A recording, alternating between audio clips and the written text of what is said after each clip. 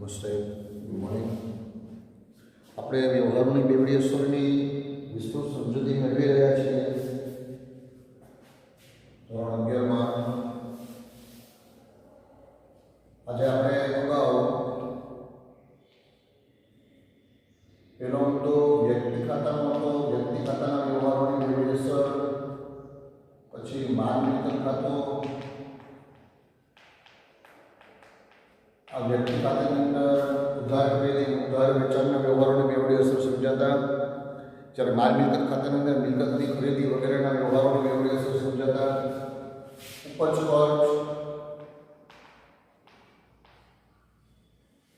ખર્ચ અને ઉપજના વ્યવહારોની બેવડી અસર સમજ્યા આપણે. અને આજે આપણે અન્ય રીતે ગયેલ માલ,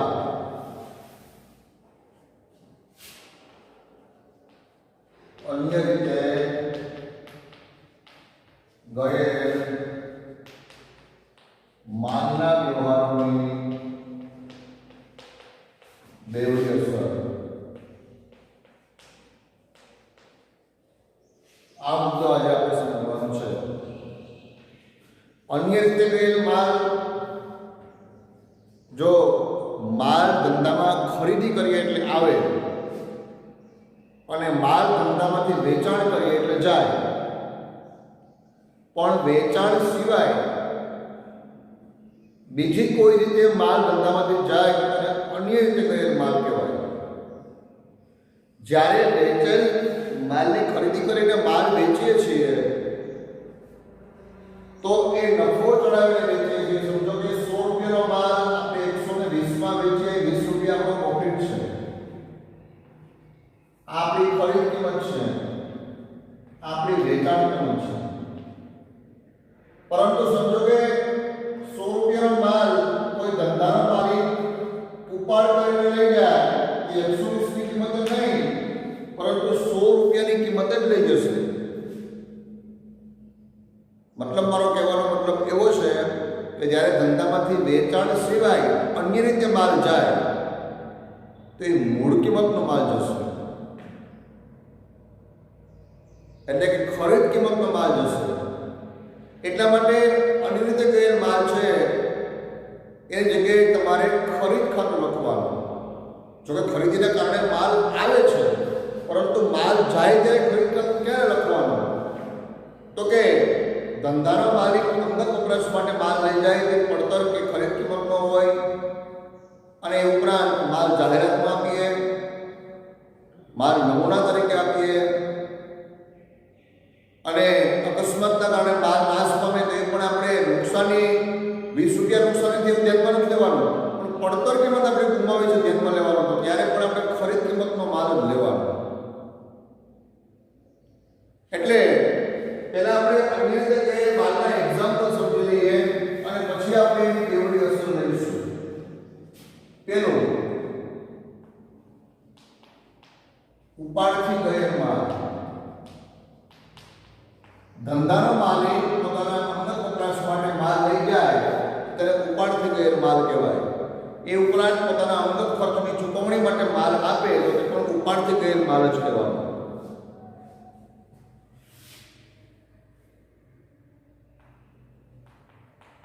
આગમાં માલ નાશ પામે.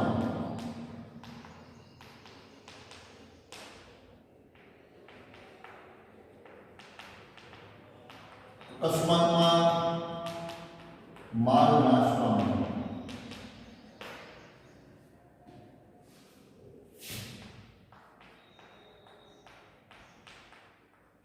વરસાદમાં પલળી જાય.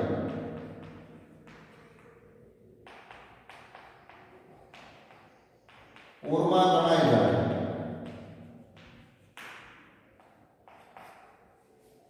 વરસાદમાં પલળી જાય, પૂરમાં તણાઈ જાય, એટલે વરસાદમાં પલળી ગયેલ માલ એવું લખવાનું.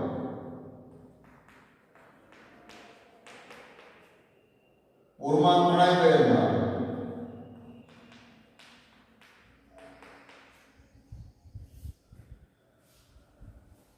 નમૂના તરીકે આપેલ માલ.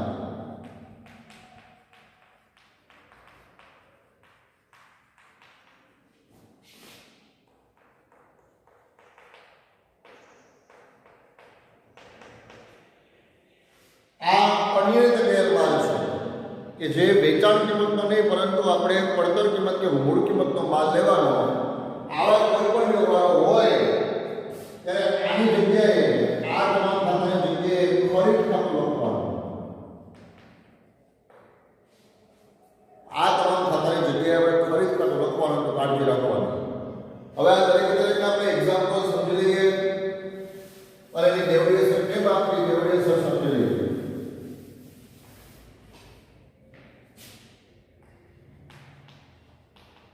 ધંધાનો માલિક રૂપિયા 1500 નો માલ અંગત વપરાશ માટે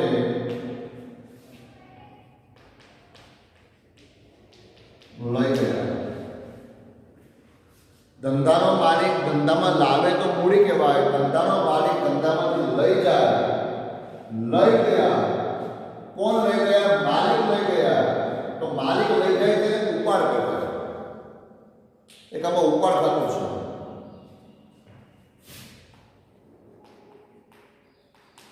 બીજું શું લઈ ગયા? તો માલ લઈ ગયા. સમજો કે રોકડા લઈ ગયા તો રોકડ ખાતું હોય, મિલકત લઈ ગયા તો મિલકત ખાતું હોય.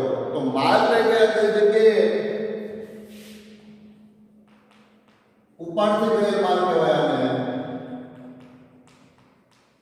આ ઉપાડથી ગયેલ માલની જગ્યાએ આપણે કયું ખાતું લખવાનું? જગ્યાએ ખરીદ ખાતું. ઉપાડથી ગયેલ માલની જગ્યાએ કયું ખાતું લખવાનું? ખરીદ ખાતું. આ વ્યવહારમાં બે ખાતા સમાયેલા છે, એક ઉપાડ ખાતું અને બીજું ખરીદ ખાતું. આપણે આની ઉધાર વ્યવહારની ડેવિએશન વાપરજો. વ્યવહારની ઉધાર જમા અસર આપણે સમજીએ છીએ. ડેવિએશન આપણે પૂર્ણ કરીએ છીએ. ઉપાડ ખાતું અને બીજું ખરીદ ખાતું, બે ખાતાની અંદર છે. ઉપાડ જગ્યાએ માલની જગ્યાએ તમારે કયું ખાતું લખવાનું? ખરીદ ખાતું. ઉપાડ ખાતું એ કયા ખાતાનો પ્રકાર છે? તો વ્યક્તિ ખાતાનો પ્રકાર છે. કેમ કે ધંધાનો માલિક ની જગ્યાએ આપણે ઉપાડ ખાતું લખીએ છીએ. એ વ્યક્તિ ખાતું છે. તો ઉપાડ ખાતાને કોનો નિયમ લાગુ પડશે? વ્યક્તિ ખાતાનો નિયમ લાગુ પડશે. વ્યક્તિ ખાતાનો નિયમ કયો? વ્યક્તિ લાભ લેનાર હોય તો ઉધાર, આપનાર હોય તો જમા. કે માલિક લાભ લેનાર તો ઉપાડ ખાતું શું કરવાનું? ઉધાર કરવાનું. કેમ કે માલિક લેનાર છે. ખરીદ ખાતું કેવું ખાતું? કે માલ મિલકત ખાતું. ખરીદ ખાતું માલ મિલકત ખાતું. કોનો નિયમ લાગુ પડશે? માલ મિલકત ખાતાનો નિયમ લાગુ પડશે. તો માલ મિલકત ખાતાનો નિયમ જો માલ કે મિલકત આવે તો ઉધાર, જાય તો જમા. અહીંયા ઉપાડથી કે માલ એટલે માલ ધંધામાં જાય તો ખરીદ ખાતું શું કરશું? આપણે જમા કરશું. માલ ધંધામાંથી જાય છે. હવે એની આમનોંધ કરવી તો કેમ કરવાની? તો પેલા ઉધાર ખાતું લખવાનું, ઉપાડ ખાતું. ઉપાડ ખાતે ઉધાર અને જમા ખાતું લખવાનું, તે ખરીદ ખાતું. કેમ કે આયા પછી આપણે ડાયરેક્ટ આમનોંધ સાથે શરૂ કરવાનું છે અને સાથે સાથે આપણે આમનોંધ પણ ભેગી વિચારી લેવાની. કેમ કે આમનોંધનો પાયો અહીંયા છે. વ્યવહારોની ડેવિએશન અને ખાતા ઓળખવાની અંદર છે. જો આ ખાતા ઓળખતા આવડે તો આમનોંધ આવડી જોઈએ. અને આમનોંધ કરવી તો કેમ થાય? ઉપાડ ખાતે ઉધાર કે ખરીદ ખાતે જમા બોલવાનો પણ લખવાનું નહીં.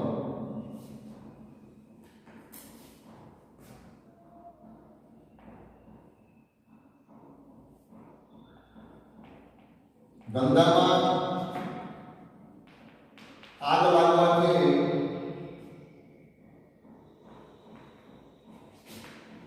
રૂપિયા 3000 નો માલ નાશ પામ્યો. ધંધામાં આગ લાગવાથી રૂપિયા 3000 નો માલ નાશ પામ્યો. તો અહીંયા જે 3000 નો માલ નાશ પામે છે એના કારણે શું થાય? ધંધાને નુકસાન થાય. માલ નાશ પામ્યા એને કારણે ધંધાને નુકસાન થાય. એક ખાતું કયું આવે? આર્થિક થયેલ નુકસાન થાય.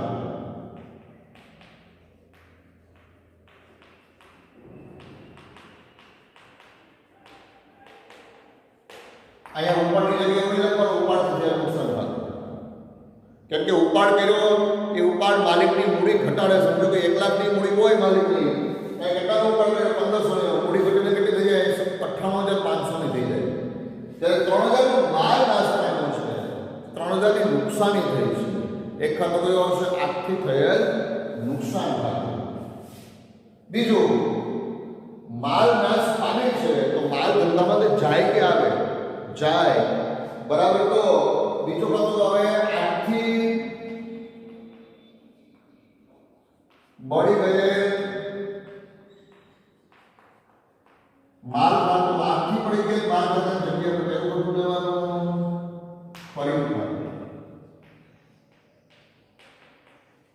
અન્ય જગ્યાએ માલનું ખાતું લેવાનું નહીં. આ તમે સમજૂતી માટે હું લખાવો છું. એક આવશે આર્થિક નુકસાન ખાતું, બીજો આવશે ખરીદ ખાતું. ખરીદ ખાતું કોની જગ્યાએ લેવાનું? આર્થિક પડી ગયેલ માલની જગ્યાએ. તો ઘણા લોકોને નુકસાન ક્યાં થયું છે? માલ નાશ પામે નુકસાની જ છે. બરાબર. એટલા માટે આર્થિક નુકસાન ખાતું મેં લીધું છે. આર્થિક નુકસાન ખાતું એ કયા પ્રકારનું ખાતું? નુકસાન ઉપજ ખર્ચ ખાતું. અને ખરીદ ખાતું કયા પ્રકારનું ખાતું? તો કે માલ મિલકત ખાતું. પેલા ખાતું ઓળખો, પછી ખાતાનો પ્રકાર ઓળખો. ખાતું ઓળખો, પછી ખાતાનો પ્રકાર ઓળખો. કેમ કે ઉધાર લેવાનો નિયમ કોનો છે? ખાતાના પ્રકારનો છે, ખાતાનો નથી. બરાબર. એ બાબત ધ્યાનમાં રાખવાની. તો આર્થિક નુકસાન ખાતું, ઉપજ ખર્ચ ખાતું. તો આર્થિક નુકસાન ખાતા, ઉપજ ખર્ચ ખાતાનો નિયમ લાગુ પડે. ખર્ચ કે નુકસાન ઉધાર કરો, આવક ઉપજ નફો જમા કરો. એ શું થયું? નુકસાન. આર્થિક નુકસાન ખાતું શું કરવાનું? ઉધાર કરવાનું. ખરીદ ખાતું, માલ મિલકત ખાતું. કોનો નિયમ લાગુ પડશે? માલ મિલકત ખાતાનો. માલ મિલકત આવે તો ઉધાર કરો, જાય તો જમા કરો. માલ બળી ગયો ધંધામાંથી જાય તો શું કરશું? જમા કરશો. ટૂંકી સમજૂતીમાં લખશું ઉધારમાં નુકસાન થયું. અહીંયા લખશું માલ ધંધામાંથી ગયો.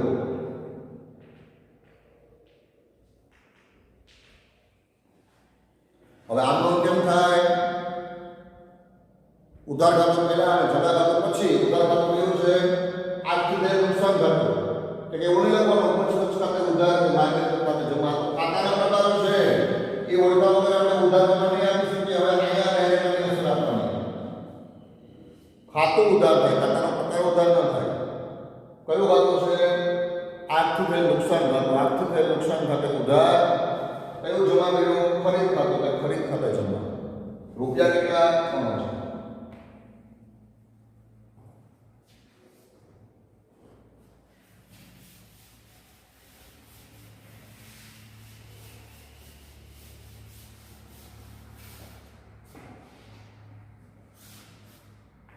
રૂપિયા 2500 નો માલ જાહેરાતમાં મફત આપ્યો. આ મફત શબ્દ તમને છેતરવા માટે મૂક્યો છે. આપણે જાહેરાતમાં આપીએ તેને મફત આપ્યો. એક્ઝામ્પલ તરીકે આપણે અગરબત્તીના હોલસેલર વેપારી હોઈએ અને કોઈ ગ્રાહક કે કોઈ આપણી દુકાને ખરીદી કરવા માટે આવે તો આપણે એને નમૂના તરીકે આપશું. બે ત્રણ અગરબત્તી આપશું કે લ્યો તમે આ વાપરો અને પછી તમને યોગ્ય લાગે તો લેજો. તો આ 2-4 અગરબત્તી આપણે એને ફ્રીમાં આપીએ છીએ, એનો કોઈ પૈસા લેતા નથી આપણે. આને શું કહેવાય? જાહેરાતમાં આપેલ માલ કહેવાય. મફત આપીએ છીએ. એક્ઝામ્પલ તરીકે કોઈ તમે શ્રીખંડની દુકાને ખરીદી કરવા માટે જાઓ, મતલબ ઠંડા પીણાની દુકાને કોઈ ખરીદી કરવા માટે જાઓ, તમે એમ કહો મારે 5 કિલો શ્રીખંડ લેવું છે. તો આ દુકાનદાર છે તમને અલગ અલગ ફ્લેવરના શ્રીખંડ મને ચખાડશે. જો આ ચાખો, આ ચાખો. એમાં આપણે યોગ્ય લાગે ફ્લેવરનું શ્રીખંડ આપણે લઈશું. તો જે આપણે એ શ્રીખંડ ફ્રીમાં આપે છે એને શું કહેવાય? નમૂનામાં આપેલ માલ કે જાહેરાતમાં આપેલ માલ કહેવાય. સમજો કે તમે કોઈ રેકડીવાળાને ખરીદી કરવા માટે જાઓ છો, અને બોલની સિઝન ચાલુ છે, ખરીદી કરવા માટે જાઓ, તમને બોલ ચખાડશે અને પછી આપણે બોલની ખરીદી કરશું. તો ચખાડે છે એ શું? ફ્રીમાં આપણને આપે છે. અને શું કહેવાય? જાહેરાતમાં આપેલ માલ કે નમૂનામાં આપેલ માલ. સમજો કે આખા દિવસ દરમિયાન આ પ્રકારે એને 2 કિલો બોર આપી દીધા છે. તો 2 કિલો બોરની પડતરીને સમજો કે 50 રૂપિયા પડી હોય તો જાહેરાત સમજો કે આખા દિવસ દરમિયાન સમજો કે એ વ્યક્તિએ અગરબત્તી આવી રીતે 1 કિલો અગરબત્તી ફ્રીમાં આપી દીધી છે અને 1 કિલો અગરબત્તીની પડતર કિંમત 500 રૂપિયા, 500 રૂપિયા શું કહેવાય? જાહેરાત ખર્ચ કહેવાય. એને નુકસાન ન કહેવાય. કેમ કે જાહેરાત કરી છે ત્યારે આપણે દુકાનની અંદર આપણે દુકાનમાંથી માલની ખરીદી કરી છે. તો નમૂનામાં આપેલ માલ, જાહેરાતમાં આપેલ માલ એ ખર્ચનો વધારો કરે છે, નુકસાનનો વધારો કરતો નથી. તો અહીંયા ₹2500 માલ જાહેરાતમાં મફત આપ્યો, એક ખાતું આવશે જાહેરાત ખર્ચમાં.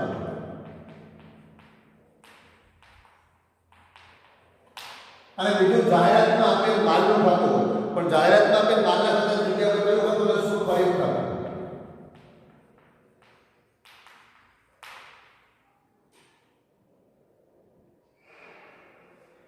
જાહેરાત ખર્ચ ખાતું ઉપજ ખર્ચ ખાતું છે અને ખરીદ ખાતું એ માલ મિલકત ખાતું છે. જાહેરાત ખર્ચ ખાતાને કોનો નિયમ લાગુ પડશે? તો ઉપજ ખર્ચ ખાતાનો નિયમ લાગુ પડશે. તો ઉપજ ખર્ચ ખાતાનો નિયમ કેવો છે? ખર્ચ કે નુકસાન ઉધાર કરો, આવક કે ઉપજ જમા કરો. જાહેરાત ખર્ચ ખાતો ખર્ચ છે તો આપણે ઉધાર કરશું કેમ કે ધંધાનો ખર્ચ છે. અને ખરીદ ખાતું માલ મિલકત ખાતું આવે તો ઉધાર, જાય તો જમા કરો. માલ ધંધા માટે જાય છે. આગળ કરવું કે થાય જાહેરાત ખર્ચ ખાતું ઉધાર અને ખરીદ ખાતું છે. કેટલા રૂપિયા? 2500 રૂપિયા. 3000 નો માલ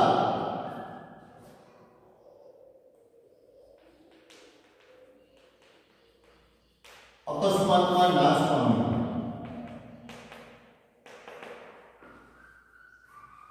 ₹3000 નો માલ અકસ્માતમાં નાશ પામ્યો. આ બધા જ વ્યવહારો એ અન્ય વિશેષ વ્યવહારો છે, બરાબર? એટલા માટે જે વ્યવહારનો પ્રકાર ઓળખતો નથી. આપણે અન્ય વ્યવહારો સમજ્યા ત્યારે બધા વ્યવહારો મેં તમને આપ્યા હતા. ₹3000 નો માલ અકસ્માતમાં નાશ પામ્યો તો એક ખાતું કેવું થાય? જો આત્મા નાશ પામે તો આર્થિક થયેલ નુકસાન ઘટવું, અકસ્માતથી થયેલ નુકસાન ઘટવું, જો પૂરમાં ગણાય તો પૂરથી થયેલ નુકસાન ઘટવું. બરાબર? એ આપણા નુકસાન છે. એક ખાતું કયું આવશે? અકસ્માતથી થયેલ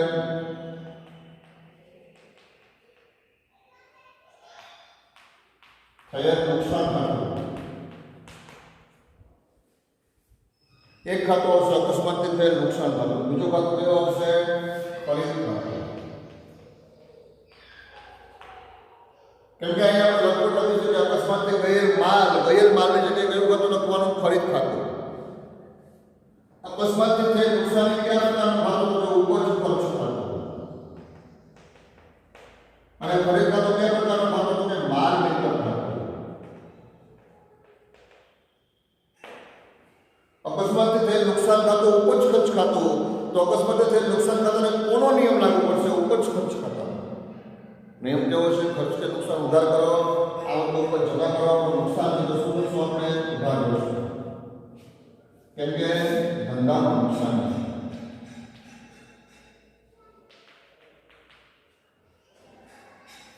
ખરીદ ખાતું માલ મિલકત ખાતું. કોનો નિયમ લાગુ પડશે? માલ મિલકત ખાતાનો. માલ મિલકત ખાતાનો નિયમ કેવો છે? માલ મિલકત આવે તો ઉધાર, જાય તો જમા. અહીંયા માલ નાશ પામે છે, માલ ધંધામાંથી જાય છે. ખરીદ ખાતું શું કરશું? આપણે જમા કરશું. માલ જાય છે. હવે અહીંયા આગળ કરવી તો કેમ થાય? અકસ્માતથી થયેલ